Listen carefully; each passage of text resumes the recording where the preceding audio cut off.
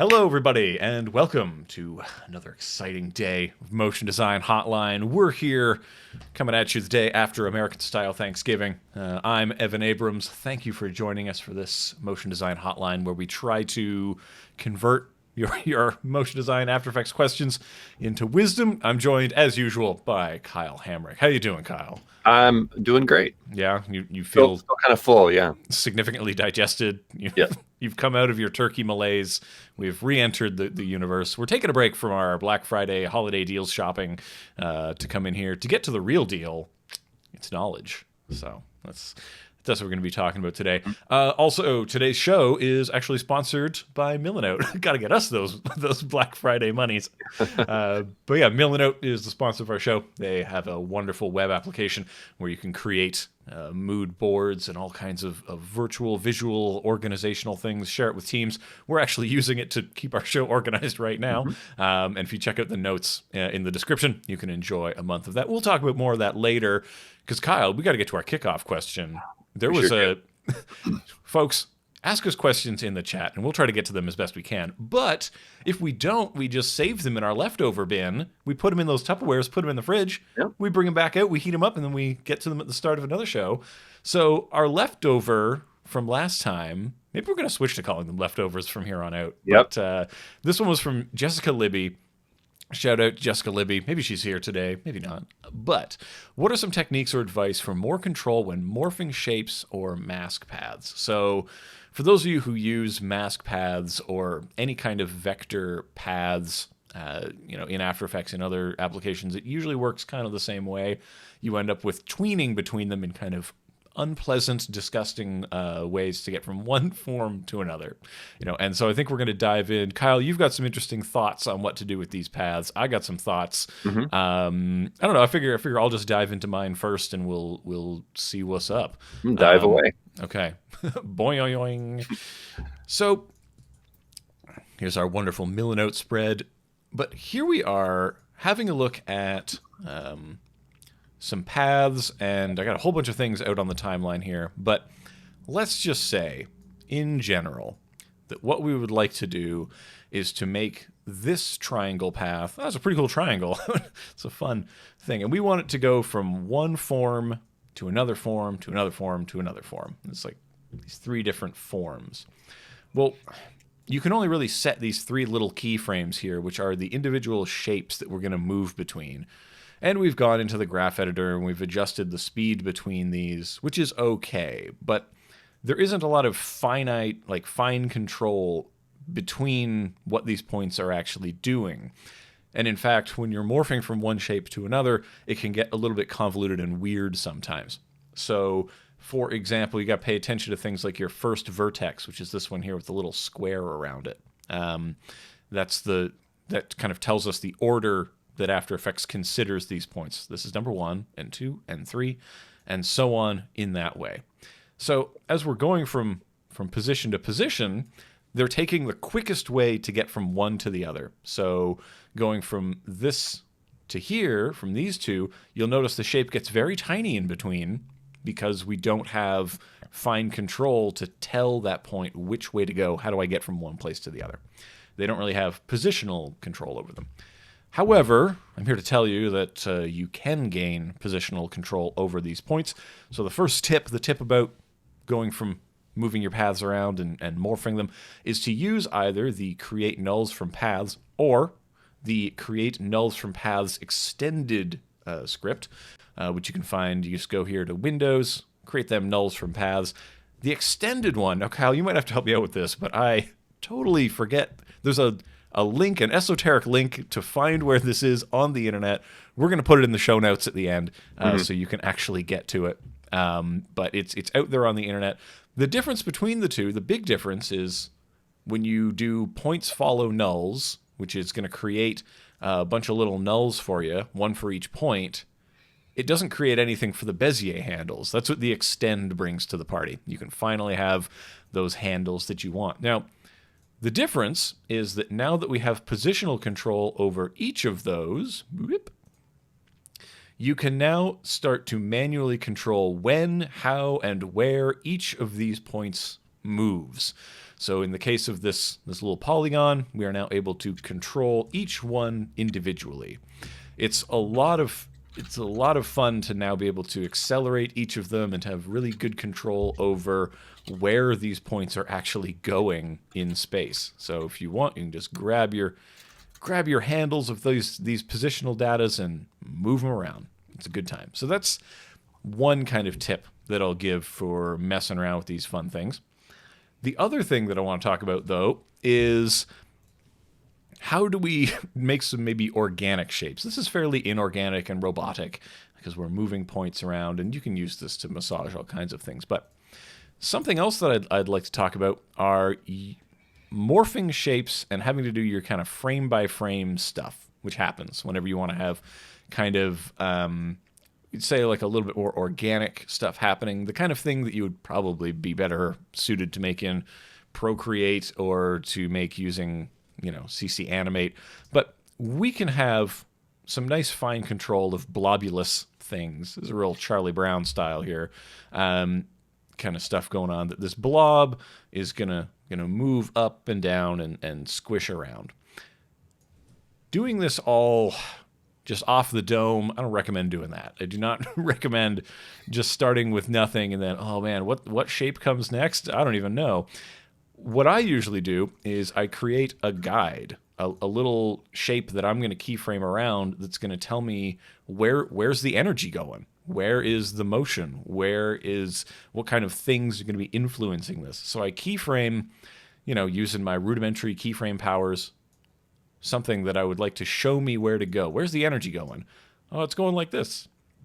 And then once I'm happy with how I've refined that, I can use that to then inform where I'm going to be pushing points around. And that can help me quite a bit to figure out those kinds of things. So those are my kind of two kind of recommendations. Is one, if you need mechanical control over the individual points, we've got them, used to create nulls from paths.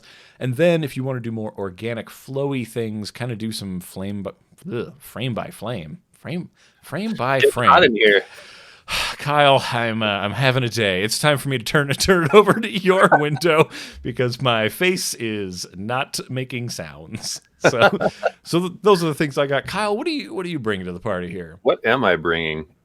Which side dish are you bringing to our thoughts giving here? You know what? I'm just gonna go straight up mashed potatoes. It's okay.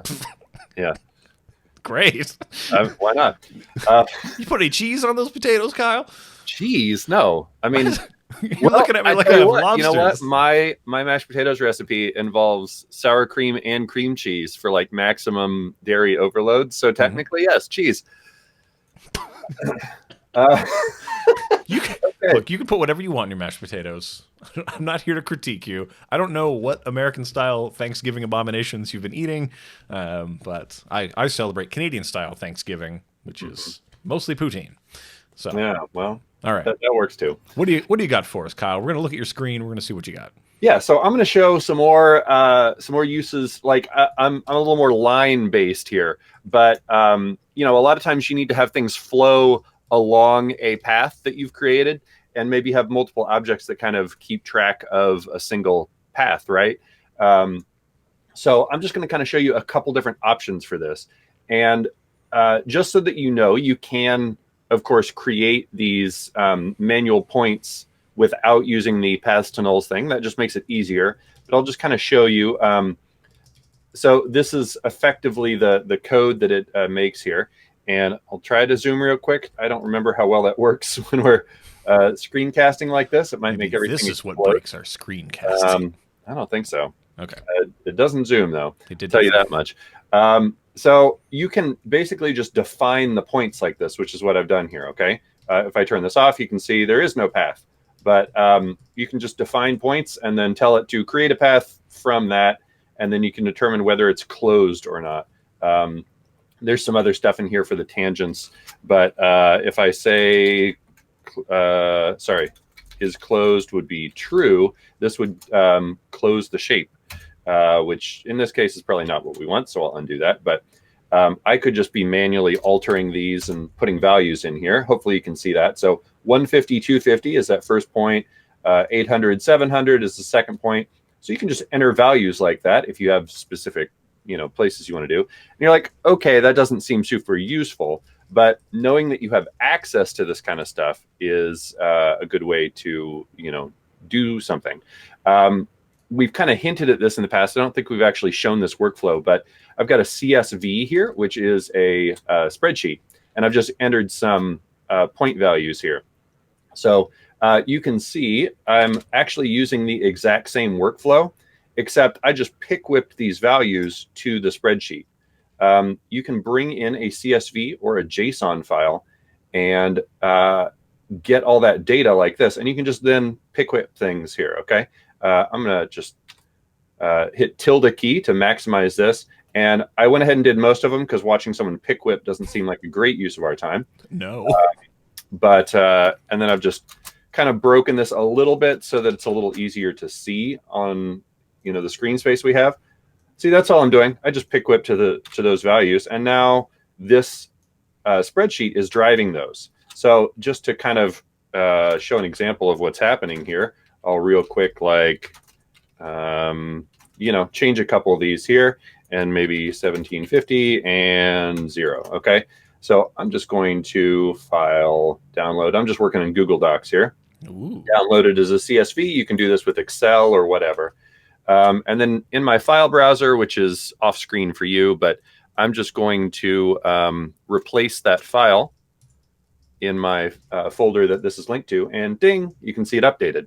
So if you do need like a line graph or you have something like this, you can use this to derive any values anywhere in After Effects. So that's felt like a cool way to work in that tip. So we're always trying to work more data into our lives here. Yeah, you never know. There's a lot of times where just setting up a lot of text layers or something. That's a good use case for that. So having something flow along a line, there's a couple ways to do that. You can always just copy a path, and then paste to another layer's position. And now, hey, it follows right along. And that's great as long as your path doesn't need to be edited at all, right? This works wonderfully. But if this path needs to change at all, if you are still editing it and you decide like, oh, I want to, maybe tweak the size of this, well, now the whole thing's broken, right? And you have to copy paste it again and your keyframes aren't there. So that copy nulls to paths, copy paths to nulls, whatever, that works in both directions here, and it works for lines as well. One of the options, and where is it? Here. This is the same script. I just have it as a K-bar button. Trace path is one of the choices that you can do here. So you just need to make sure you have the path selected, and boom, trace path. It creates a null with some expressions on position and rotation, actually. And then it gives you like a little progress thing. So in this case, I'm just going to kind of find the right frame. That's close enough. Here, I'll get that lined up perfectly because I like precision thing. And I'm just going to parent this to that now, and you'll be able to see, okay, same thing. But if I edit this path, it's linked to it still. Ooh, yeah. Ooh. So now you can change this and do whatever you want, but you could also animate this path over time and it would follow it. And so that's pretty cool. If you want to really step that up, there are products that do like the extended version, like what Evan showed. That may be a little confusing for some folks. So there are some tools that can help you with some of these things. Where is my thing here? And for those of you considering some Black Friday shopping. Yeah, AE Scripts actually has a lot of stuff on sale during Black Friday, so, have at it. There's a tool called Wayfinder by Paul Conigliaro, which does this stuff really well. I'm actually going to be showing off Hooker by Render Tom. And yes, he does lean into the double entendres with his product names. So what Hooker does is something quite similar to the extended version. It just gives you a little bit friendlier tool set here. So I'm going to go ahead and open that up. It's an extension. And here we go. Boop. So you tell it, let's look at my path here. And you can tell it to read data. And hey, look, it sees the path. And you could grab specific points or just, one of the points if you want. grab all of them with a button, and you can tell it to read just the points, in tangents, out tangents. You can get the whole deal. And then I'm going to tell it to make hooks. And so what it's going to do is make nulls not only for each of the points here, but also for all the tangents. And so you get tons and tons of control, of course, at the expense of having lots and lots of points. But you could, animate these however you want. Just to kind of show off the example here, let's give these some wiggle, like 3 100. And then I'm going to right click, copy expression only, so that I copy the expression but not the values. And then I'm just going to wiggle all of these bad boys here. And so you can see that even with all that kind of like crazy path animation, the square is still following right along, okay? Pretty useful for animating things, keeping things flowing in a group. And then just because it's Thanksgiving, I had to make a much more relevant example here, because watching cubes move along a line is great, but when you have turkeys flowing along the gravy river right into my mouth, that just seems like such a better use case of this, right? Yeah, this seems like the reason why After Effects was developed really initially. Was. Yeah, I think so. This is what the creators intended. this is a very real illustration of what yesterday was like at my house. Vile. Awesome. Cool. Well, if people have more questions about path animation specifically, get at us and we will continue on that thread. But if you have questions about anything, then please do let us know. And put it in the chat. We'll try to get to them. Before we begin, though, I'd like to talk about today's sponsor. The sponsor of today's show, Milanote. So Milanote is a web application that allows you to get organized, collaborate. It's specific into the pre-production process.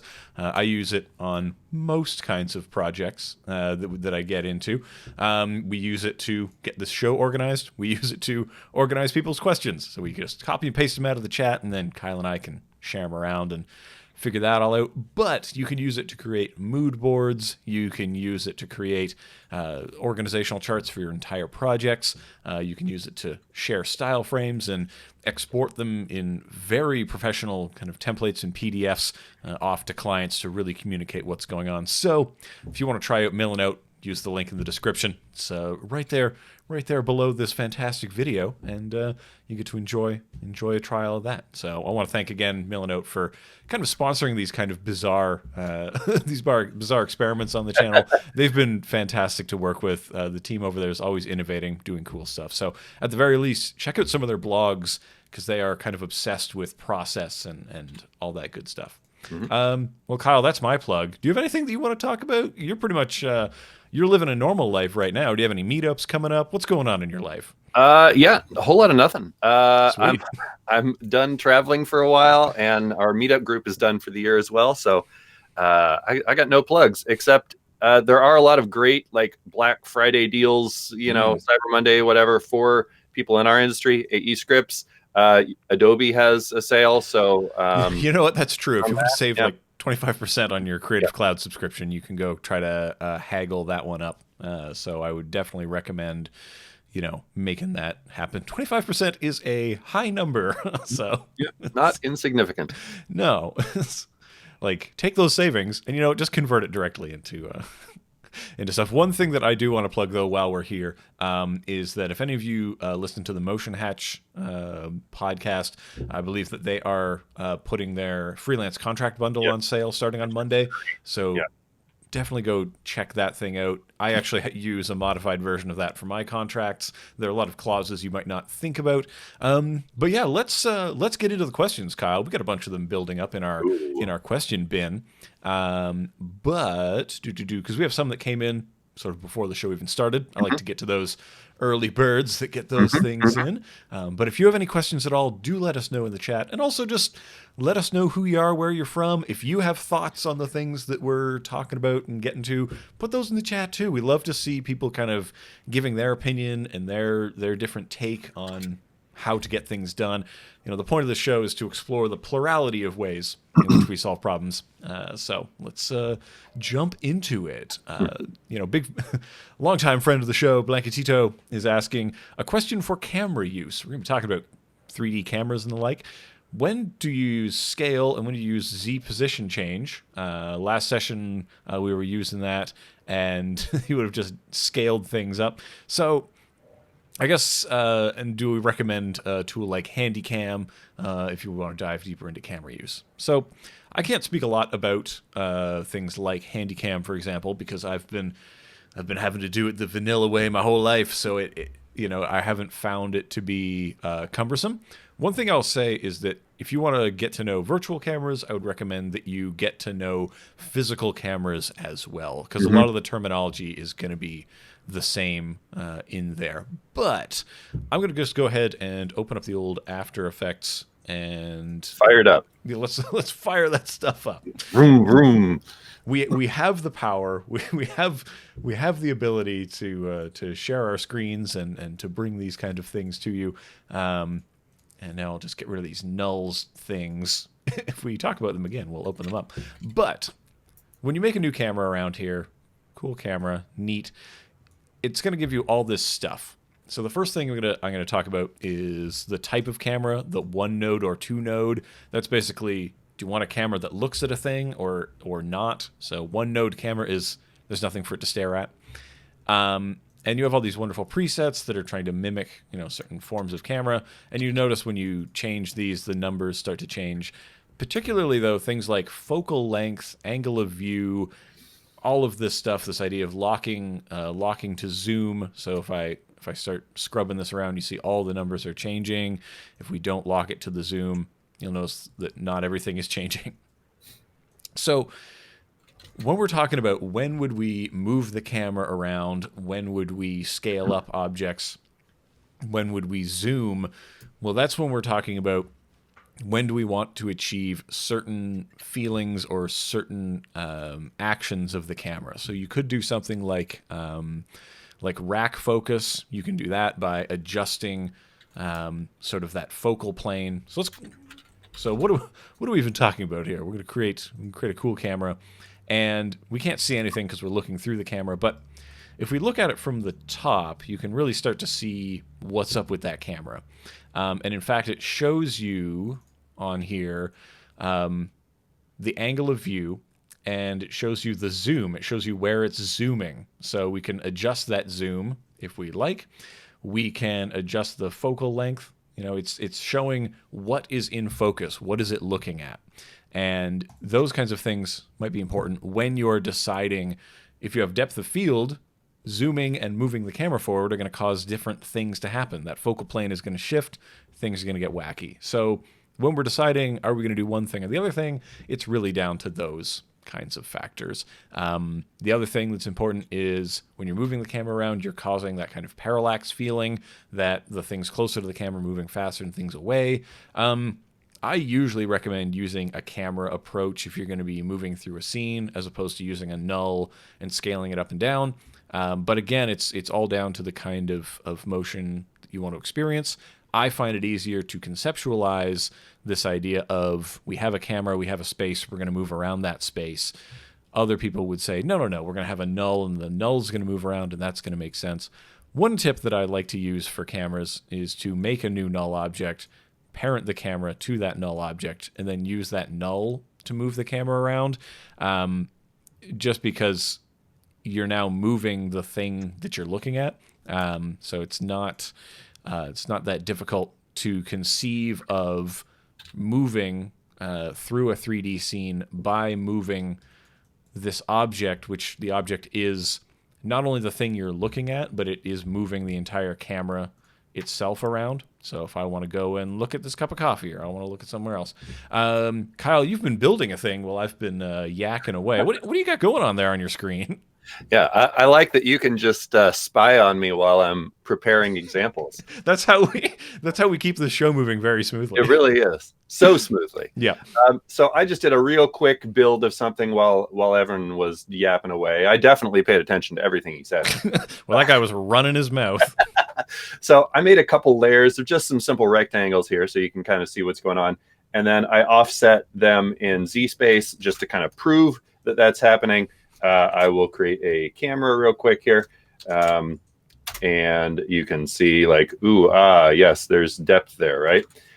You could also always use, just in case you've never checked this out, by default, you have an active camera, but you can use other views. So you could use custom view that helps show you that in 3D space as well, right? So there's a lot of uses for cameras, but I think a lot of times people might lean on that when they don't need to. So I'm going to take this comp here, and let's just simplify things. I'm going to take this and just drop this into another composition, okay? And right now, you're like, okay, well, you didn't really do anything, and it's just there, and it's flat. Yes. So a lot of people get confused about this little, what this little sun button does. When you have vector layers, that does continuous rasterization. But when you use it on a pre-comp, it basically sees into the pre-comp and sees everything that's in there, including 3D.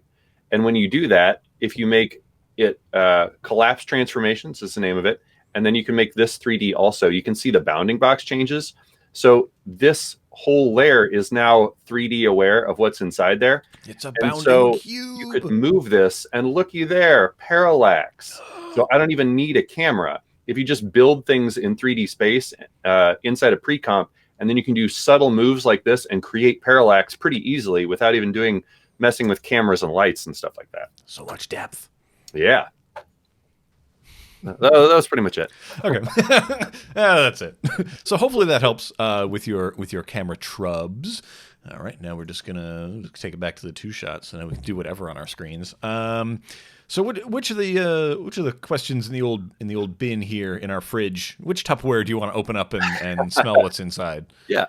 So I saw a question from Sahor that I can solve pretty easily with an expression. Oh, really? So, oh, can you? Yeah, and this is a very useful one. We're talking about shape layers and lines and paths and stuff quite a bit here. So Sahor asked, I'm having troubles transforming lines. Example, stroke of rounded rectangle without fit, whatever. The width doesn't remain uniform. The question ultimately is keeping a stroke consistent when you start transforming your layers, okay? Right. So the issue is...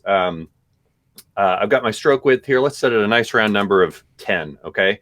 When you transform your layer, see how it gets thicker? Because, I mean, you know, After Effects is just transforming everything that's inside there. So if I scale my layer up to 450 like this, the stroke is now also 450% of its original thickness. But maybe that's not what you want. But, you know, having to keyframe this to kind of keep it the same, that's no fun either. So you can use the power of expressions. We got to get a drop for that. We really do. To make this work itself out. And all you need to do is a little bit of multiplication here. So I'm going to alt-click to create an expression in the stroke width. And we are going to reference the value, which means the value of this property before we do anything to it. And then we're going to times that multiplied by 100 divided by the stroke, okay? But then just to make sure, and this should work out correctly anyway, I'm going to put some parentheses around this just to make sure that the order of operations works out the way we need it to. And now what's happening, there's no change yet because we're at 100% scale. But what it's going to do is it's going to look at this scale value and then change this to get that same visual look. But it's actually, see now at 480% scale, it's only 2.1 pixels thick on the stroke, but it looks the same, right? So that little line of code right there is how you can keep that consistent. Now, of course, there is the danger if you set scale to 0. I do think this might explode. Yeah, it's going to give you a fart sound. So you would need to like actually set your scale to like 0.0001 or something, yeah, which is effectively 0. Yeah, I'm trying to remember. I feel like there was another kind of a longer, more involved expression about like the width thing and the height. Like if you're not scaling uniformly, things can happen. One thing that I usually do, though, to be honest, to avoid all of these expressiones, inside shape layer hierarchies, you can just move your stroke outside of a group. for example, and then you can use all the transformations of that group that you would have done to the layer, and now those transformations are happening first, and then boop, boop, boop, boop, then the stroke is applied. So that's just another thought. Tip, I might call it. Yeah, exactly. A little bit of a workaround, as we say, but hopefully that helps with your shape layer trubs, of which there are many. Oh boy, there's always another thing. So, and yeah, so hopefully that helps. We're getting a lot of questions coming in, which is great. Let's see here. Let's go back to the two shots so we can pontificate over some of these. I see. We've got some stuff about applying a brush stroke to a path. Some stuff about 3D text animation. Mm-hmm. And good old Clark here with a nice squishy question as well. Clark is back. And we've got a question about glows. Oh man, we've got it's like a cornucopia of questions today, huh? A festive cornucopia. One thing I would ask for Danny, Toomey is asking, why does a glow turn on suddenly instead of a nice animation when keyframed? My question would be, which glow plugin are you using? Because there are a lot of them out there. Are we talking the standard glow? Is that what we're talking about? Because there are some interesting things that happen with like luminance values and thresholds, and which properties you're specifically keyframing on and off. So Clark's asking, what is a squishy question? Well, it's like it's sort of a soft skills kind of thing where where Kyle and I get a chance to just talk at the camera. Is this my camera? Hello. Hey, we're gonna this is where we relax on our squishy recliners, our couch, take a sip of water. I don't know. I think it's good to always go back and forth between technical and then hard questions. So, why do you think, Kyle? Why do you think on the annual Dribble survey that motion design is the #1 skill designers want to learn in 2020? Why do you think that is? Probably because everyone has a short attention span and they spend all day going like this. And when things move, it makes them go, "Oh, what was that?" Well, so that's my theory. So there are a few interesting trends that come and go all the time, right? That are kind of linked to technological changes or that are linked to trends in client demand. For a lot of people who do, for example, static design, we're talking people working in print, anybody who's working in non-reactive web, the idea of adding motion, the new layer of time to anything, has an allure and kind of a value add to it. And it's definitely something for people who are thinking about transitioning in some capacity or in increasing the marketability of their current skill set. If you already have strong design, adding motion to it is a natural path to extend your offering into that space. And you're now creating totally different products. I'll tell you, the strangest thing came to me, Kyle. I'm sure you get a lot of bizarre kind of client requests, but always. Someone was a designer and they were doing wedding invitations for people, and they came around and they were like, "We want to make a GIF for a wedding invitation." I was like, "Oh, that's interesting. No one's ever asked me that before." It's like, I guess that makes sense because if all of their friends are using Instagram and Facebook, and the wedding invitation needs to grab the attention of these people to bring them in, then of course, what a natural adjunct to do that. So even in the wedding space, these wedding and events things, they're jumping on what is a traditional, foil stamped cardstock. Now we're going to turn it into a GIF. So it's a very interesting kind of situation to be found in, and I think there's just something very sexy about motion design. I'll be honest with you. There's something very compelling.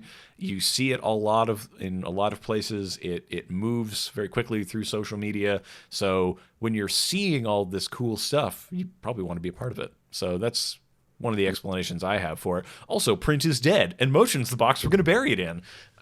So yeah, that's the thing. Like, I think a lot of it is, print, actual physical print stuff is definitely declining significantly.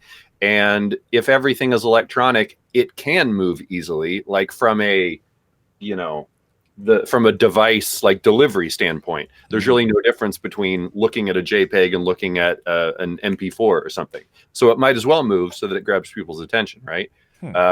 You open up your email and it has a little thing, even if it's just a really simple animation where it like clicks back and forth between two looks or something, that starts adding more visual interest. And I think you said a little earlier, especially if you already have existing design skills, it maybe makes sense to learn some of this.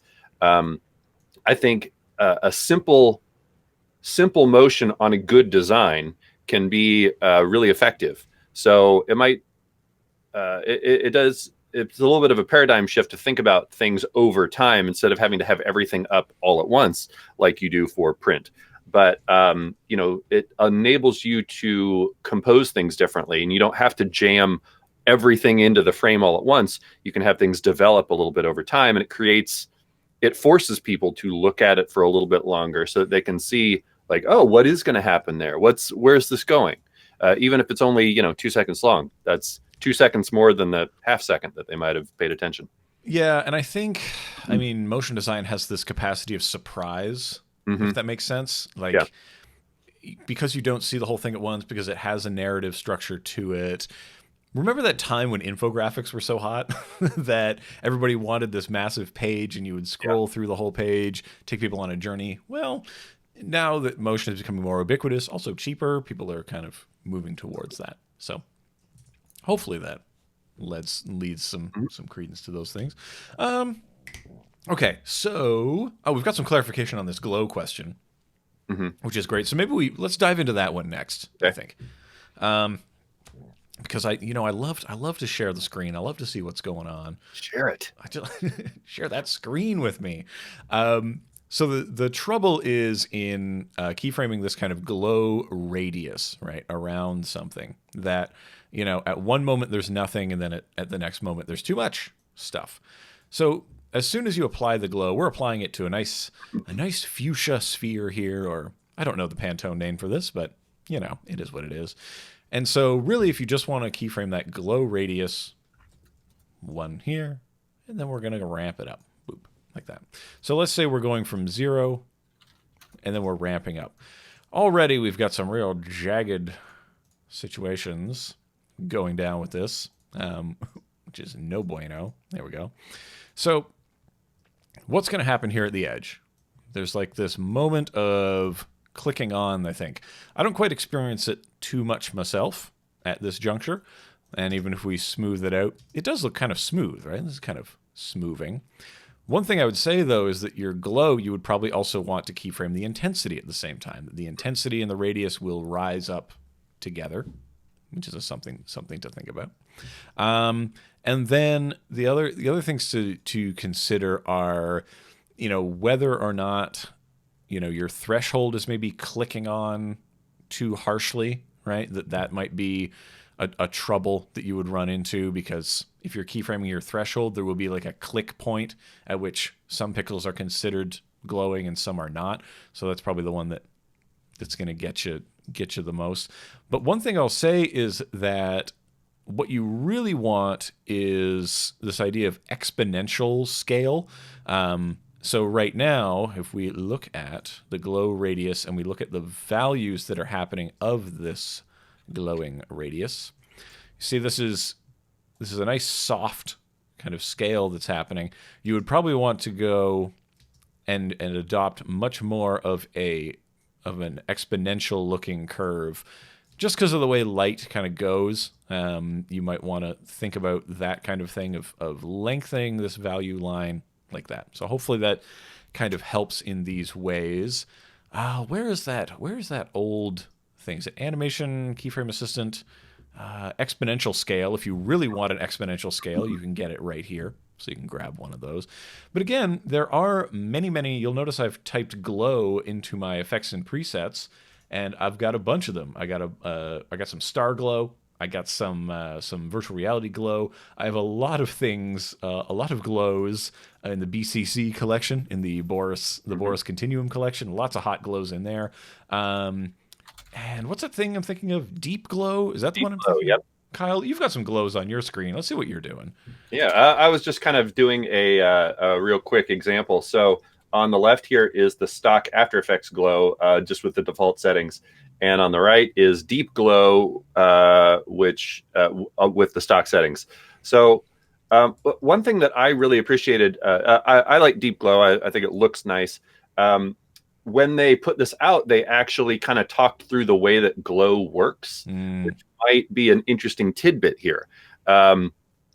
So you don't need to buy third-party tools for all this stuff, but sometimes looking at why these exist and kind of I enjoy the humor of these guys as well, but they talked through how this works. And effectively what glow is an additive blur. It's basically just a bunch of blurred copies with using the add blending mode. So you could create this same look by doing that. And so sometimes I have actually gotten a better looking blur by doing blurred copies added on top of the thing. And then you can get something that looks a lot closer to this. So that might be worth looking at. Yeah, and there are, I mean, the thing is that all the things that power all these effects are math based, right? So then we're talking about thresholds and all this stuff. So, you know, it's also worth like layering multiple glows or layering Gaussian blurred out copies of a layer set to add, right? Depending on what kind of glow you want. You know, is it a light bulb? Is it something else? Who knows? Does it need to be grainy and stylized? I don't know. Yeah, I don't know. Exactly. So all these different ways. Hopefully, Danny, that helps in your glow woes. You know, we'll glow woes. I got my glow woes, yo. That'll be a fantastic band. When I go back to hip hop karaoke, will be the glow woes. It'll be so good. I have experienced Evan's hip hop karaoke, and it was the thing that happened. It was. It was a thing. All right, where do you want to go next, Kyle? We got some time here, and folks in the chat. Alicia's asking really interesting questions about Industry 4.0. This is a term that has not. I hear it a lot among my government friends. They throw this word out all the time, and it's kind of like the next industrial phase that we're moving into. I had to really quickly Google it up so that I don't make an oopsie of myself. But it's really interesting how we go through these phases of industrial change. So a lot of good talk about this in the chat as well. So keep that going, and as we cram our thoughts together about this, we'll weigh in at some point, I imagine. But I don't know, unless you want to get into that now, Kyle. I don't know what you're. I don't know. In the meantime, I feel like Alicia's covering it. She's kind of like unofficially like bringing knowledge bombs to the chat every time here. Absolutely. And so it's really interesting to think about, though, the future of work, which is something to consider, right? That when you're going to make a career out of something, you want to take the long view of what trends, what changes, not only what's happening now, but what's going to happen down the line, and how will I remain competitive in these changing environments. So this idea of not just doing a thing, I think is a very big component of that. But also that the meta skill to have is adaptability. Yeah. Where is this thing going? And obviously it's hard to predict that, but looking at the stuff that people are playing with now, like, is AR finally going to become a thing now? And if so, doesn't it seem like motion design is probably going to be a big part of that? Yeah, I mean it's part of almost every interface you interact with now. It's part of any kind of user-based experience. It's part of any kind of experiential thing. Even guiding people through a hospital requires an amount of motion design. As it suffuses not just the digital world, but also the physical space in which we live. So think about those kind of paradigms, I suppose. But we might get back to that a little bit more.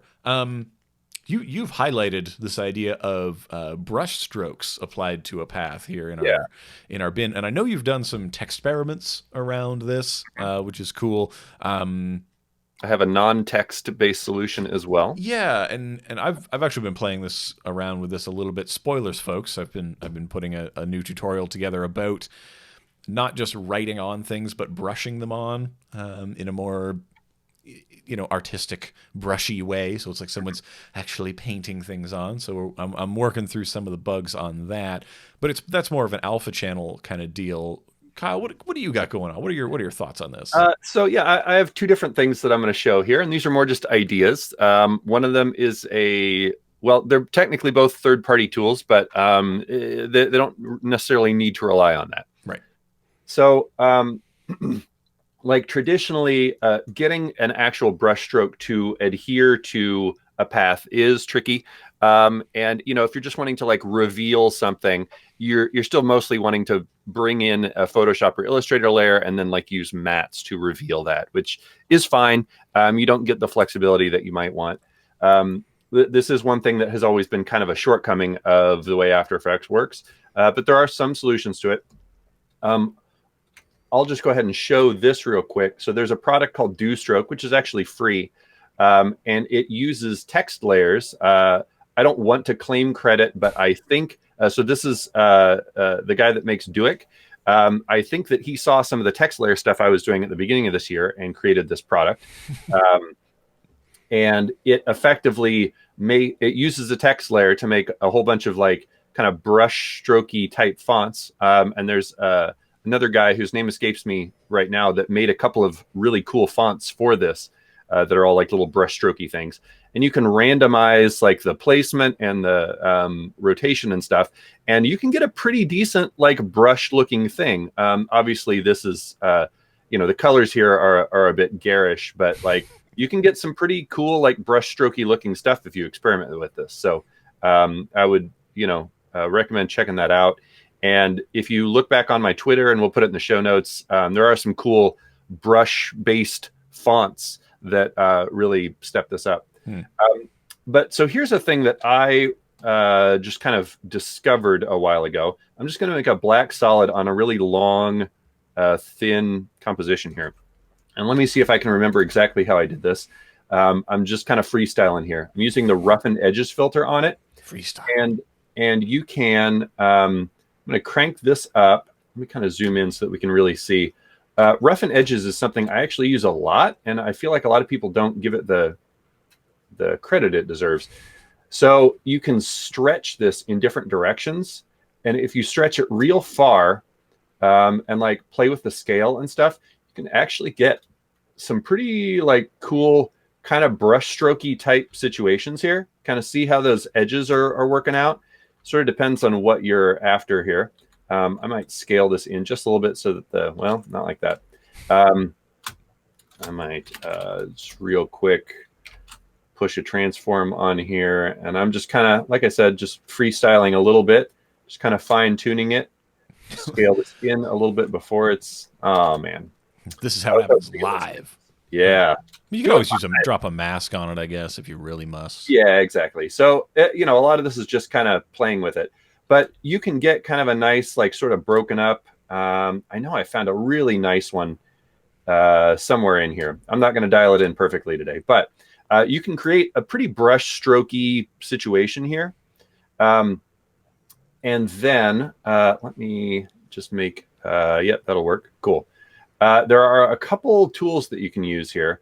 There's a free one called Amino Snake, which is cool, but it has limitations about how long of a thing you can give it. But then I also have one called Boa, and it's been a little bit since I used it. I think you need to use it on a solid, I believe. Or do I need to put it on the... Maybe I need to put it on the thing itself. It's been a bit since I used it, so I'm a little rusty here.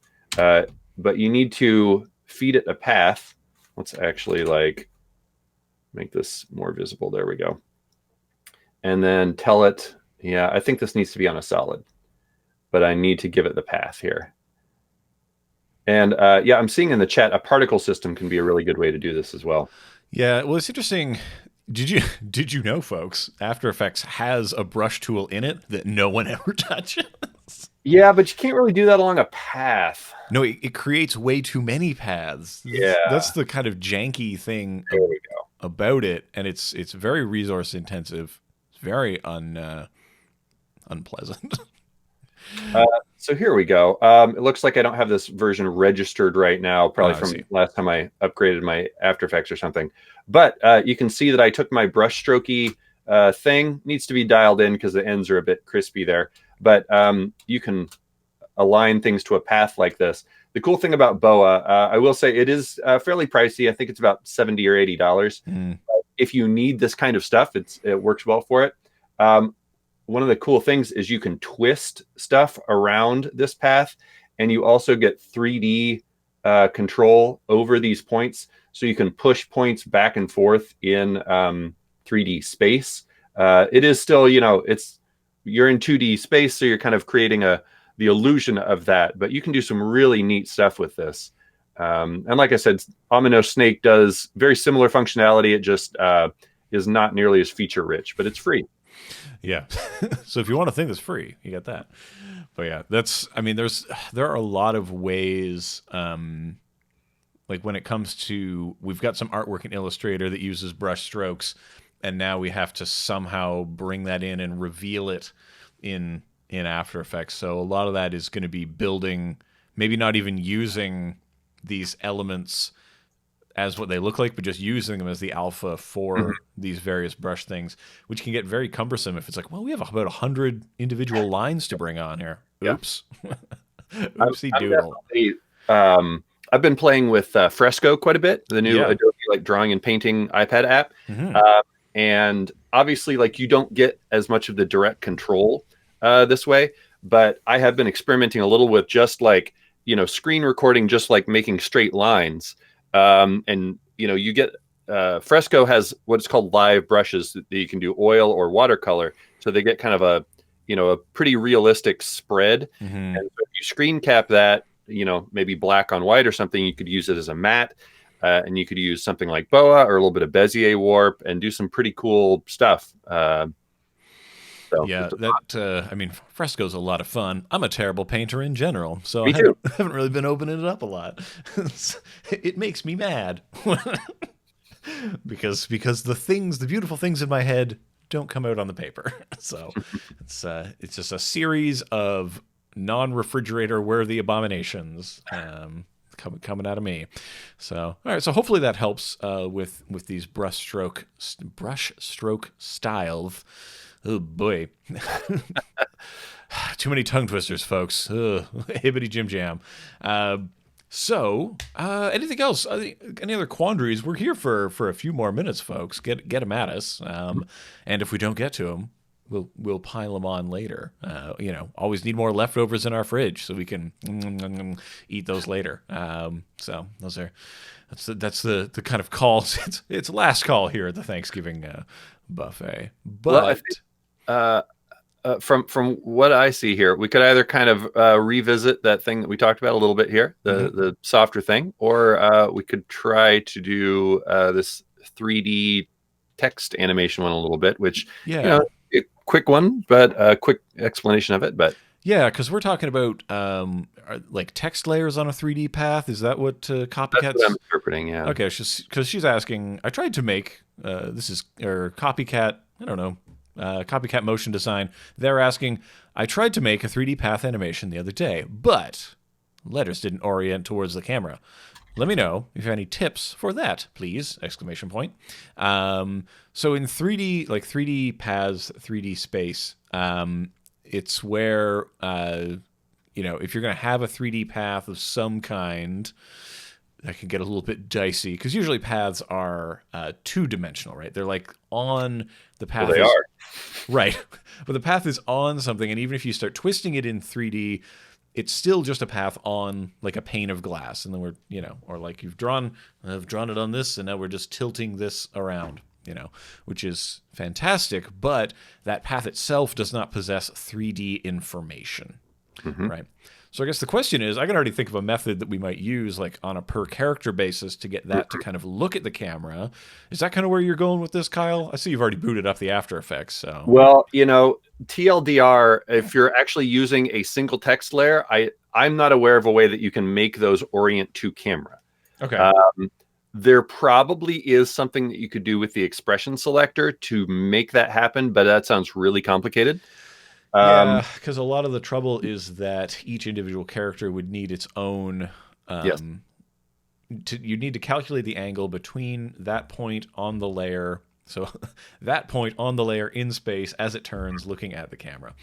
So that is a dubious proposition that may hurt your computer. As I describe the method in my mind, I'm imagining my processor yelling at me for what ultimately may be best achieved in other ways. But I don't know. Yep. What have you got going on there? Going on there, Kyle? So I thought I would just kind of quickly point out, even though this is probably something where the answer is like, yeah, probably not. I thought I would point out like what's going on here. Let me darken this because a lot of people may not be aware of the ability to do this. So I've got just some text here, and then I drew a mask on it. I just made a circle because that sort of makes the most sense. So if I make the layer 3D, you notice you get the little cube thing. And then in the text animator flyout here, the very top option is enable per character 3D. And the little cube actually changes to 2 cubes. But what you get is now all of the text animator properties that you can add, rotation is going to make the biggest impact here, are in 3D. And so I haven't even applied this, but so you can turn your letters in 3D space now instead of just 2D. If you apply this, as Evan pointed out, or both of us, I guess, After Effects layers are always 2D. They can be in 3D space, but they're always 2D. So I can apply this to this mask, and then I could go down here and actually rotate the layer in 3D space. You can see it's still a flat layer, but we could animate up the letters so that they can, they're facing the camera, or, us. We don't have a camera right now. Right, because you could just link them together, the layers rotation, and then have those rotate in the opposite orientation. Exactly. So they're always, if you go this far on the Z, I'm going to go minus that far on the Z, that kind of thing. Exactly. So, like we talked about, I think it might be possible using like the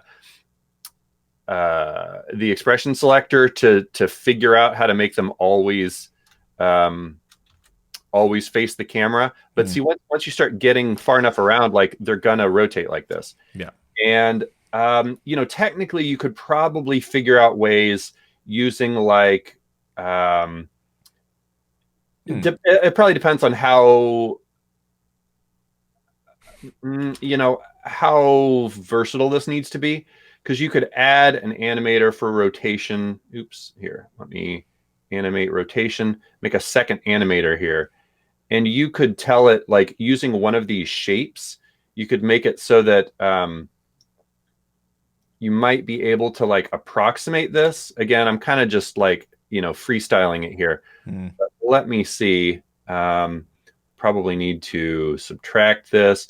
And you might be able to like find ways to make this look, at the camera enough like that. But kind of what Evan was saying, I think actually having this broken out by character and then telling each one to transform, auto-orient towards camera is the way to make things always face you. So that's probably not super satisfying. I might dig into this and see if it's possible, but it sounds very expression-y. Well, your afternoon is ruined now. Yeah. We have some other questions in the bin. We've got Ronti Deb is asking how to maintain a stroke width in a 3D shape, something like rotating.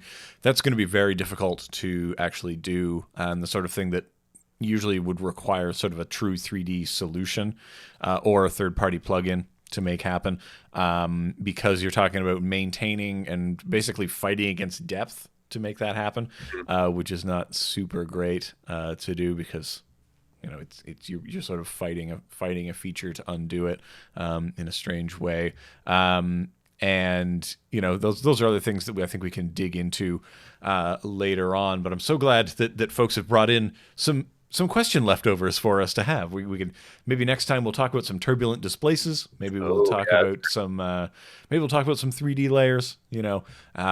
But one thing I think maybe we can just close off here with some thoughts about sort of this industry 4.0 thing, because that really does make me think a lot about kind of the changing face of work and the changing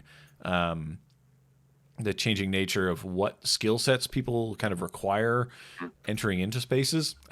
Just as a brief thing, for those of you who may not be super down with things, I've got the Wikipedia open here, and Industry 4.0 is things like smart manufacturing, smart factory, lights out manufacturing, Internet of Things. The modular structured cyber physical systems. There's a lot of things going on, but I will say that sort of just in general, some trends that I think I've noticed to make people more successful is this idea of diversifying yourself and not being tied exclusively to technical ability in niche areas. Being nichely excellent at one piece of technology or one method is not super good, because methods are becoming outdated a lot faster. Technology becomes outdated faster. But fostering skills that allow you to learn faster, right? If you learn how to learn fast, that is way more valuable than specifically learning a thing. And the idea of kind of keeping fluid, I think, is more important than specifically having, I don't know, if we're talking about the difference between deep and shallow knowledge, there is the desire for both deep and shallow knowledge. But we see, when I was in Ukraine not too long ago, people were talking about this idea of T people, they called them, people who have shallow knowledge of many things, but deep knowledge of one thing. And this idea that you would want to be not like a T person, but like a V person, that you would have, shallow and then deepest, knowledge of things. If you think about those ideas, it's definitely frustrating, especially people trying to staff places, hunting for unicorns, becoming unicorns, the goal, we would love to have a square person who is equally deep and equally broad in their knowledge spectrum because they are a robot. I don't know, Kyle, what do you think about these quandaries? You speak to a lot of young folks looking for advice in the world. Yeah. It is overwhelming, but I think if you look at a lot of industries, like, maybe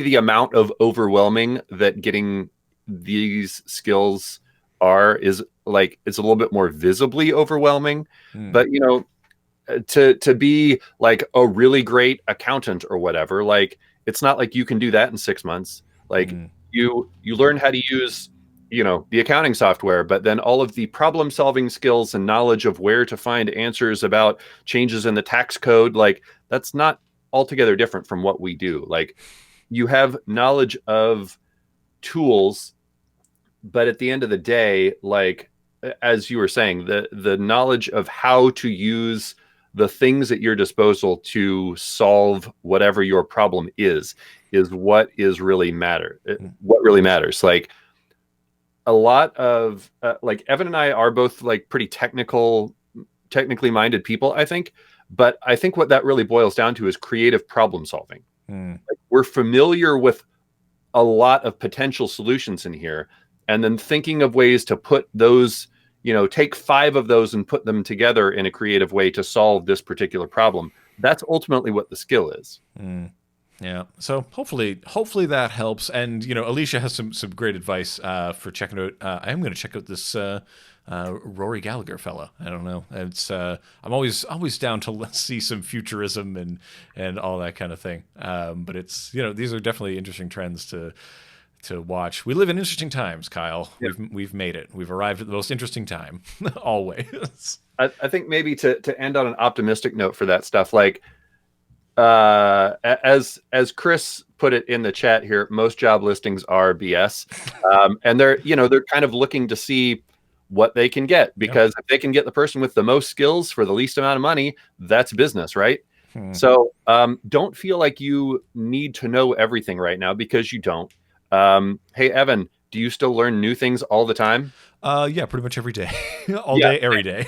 Do you often feel inadequate looking at Twitter or Instagram and see like some 24-year-old that is making something super awesome? Sometimes, Sometimes, yeah. I mean, yeah, not every day, but yeah. But then I remember how great I think I am, and right. that kind of goes away. Yeah, I'm just making the point. Like Yeah. you, even if you've done this for like 15 years, like I have, or probably close to that for you too. Yeah, Yeah. still learning new stuff all the time, because even if you know everything today, all these programs are constantly evolving and the skill set's constantly evolving, because 5 years ago these were hardly ubiquitous, and like Wizard. having video on these was much less of a thing. Yeah. And now motion design is absolutely everywhere. You expect it all over the place now. And I think that's just going to get more and more. So yeah, it's the greatest time to be alive. yeah. Anyway, I want to thank you for joining me here, Kyle. Thank you everybody in the chat for joining us. We're gonna wrap it up with a final plug for this show's sponsor, Milanote. Big thanks to Milanote for enabling us to do this stuff with the technology that keeps us organized and the funding that makes the other technology happen as well. So Milanote is one of these things that can help you kind of organize your creative projects, which I can tell you this right now. If we're talking about skills, organization may be the number one skill you require. Yeah. So as the future becomes more and more cluttered, get even more organized with Milanote. So I'm going to thank you so much for watching. If you want to check out Milanote and their suite of tools, then head on over to the links in the description and check those out. But thank you again, everyone, for coming. Thank you for your amazing questions. It's been wonderful hanging out. We've got a bunch of leftovers for next time, so if we didn't get to your stuff this time, we will put it on the list for the next one. And yeah, that'll do it for Kyle and I. I'm Evan Abrams. You can find me at Twitter at ECAbrams. Kyle, they can find you at KyleSaurusRex on the Twitter. KyleHamrick.com, right? Yep. All these places. You got some fun T-shirts there if people I do. are really, really feeling that. But yeah, thank you all so much for joining us, and we will see you next time. Hey, don't forget to like and subscribe. That's what you say at the end of a video, right? Smash it, right? You're supposed to smash things. Right. Very violent. Sorry. Smash the like button. Smash the subscribe button. Smash your phone. Hit the camera. All right. Have a good day, folks. And we'll see you next week.